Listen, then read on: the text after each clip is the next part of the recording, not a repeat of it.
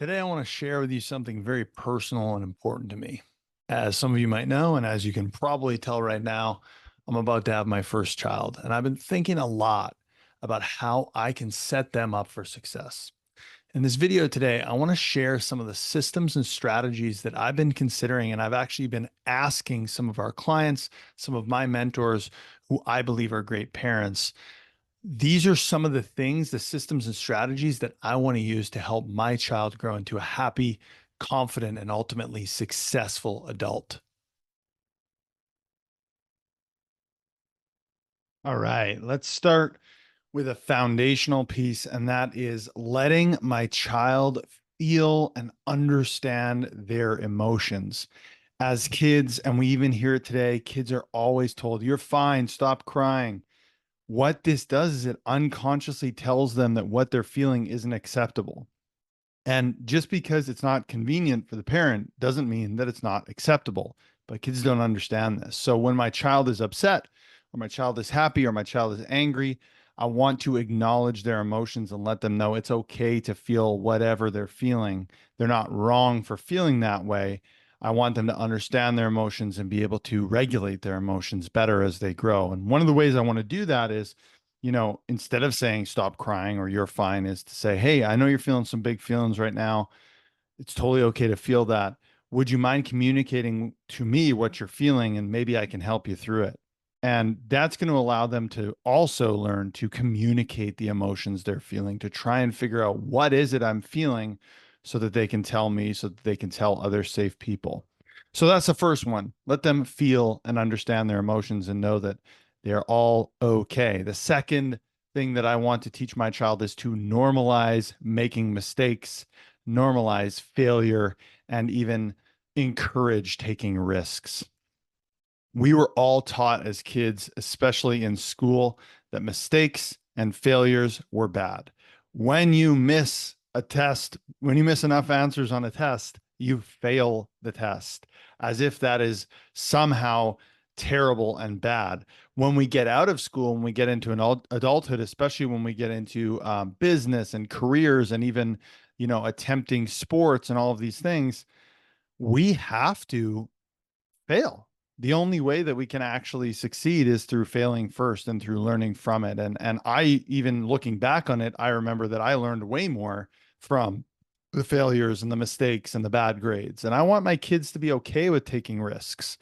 And I want my kids to be willing to learn from mistakes and not trying to be perfect all the time, because the fixed mindset is afraid of failure. The fixed mindset feels like they're on the stage performing. And if they make a mistake, everybody will see them for what they really are.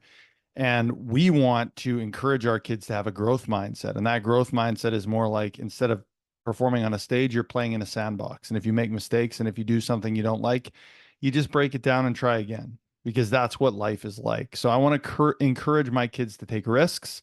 I want to encourage my kids to learn from their mistakes and allow them to develop resilience and a growth mindset. And I think that's some of the most crucial things for long-term success. The third thing that I want to encourage my kid to do is to give them an internal validation compass. Okay. Again, school, sports, and all of these things teach kids to seek external validation everywhere, to seek validation and recognition from everyone else. And they forget and don't even have a compass inside of them for what did they do well. I've actually found myself recently at, you know, um, recreational softball, saying to my teammates and even sometimes saying to myself, the process was good. You did everything right. It was just a bad outcome, right? Maybe you make a great hit and the fielder makes a great catch. You did everything right. You hit the ball well. They just made a great catch. So it was just a bad outcome. It's not like you did anything wrong. So you can validate, hey, I went up there, I swung the bat, I made a good play, and someone just made a better play. And that's okay. Right. So instead of just, when my kid brings me, let's say, a drawing or an art project, I don't want to just be the parent who just says, hey, good job, that's great, and give them that immediate external validation. I want to ask my child, hey, how do you feel about it? It looks like you're really excited about it, but how do you feel about it? Why don't you tell me what you think? This is going to help them develop their own sense of self-worth, help them develop their own sense of confidence rather than trying to seek external approval and look outside of themselves for that self-worth and that confidence.